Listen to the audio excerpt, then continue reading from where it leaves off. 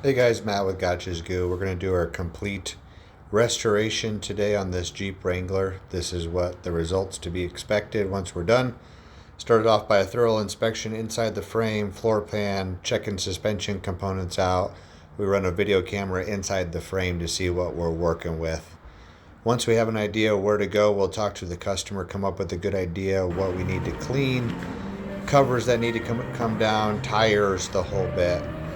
Once we get this kind of assessed and taped off and ready, we'll descale, power wash, clean, flush out the frame, salt neutralize, degrease, get this guy prepped, ready to go for coating.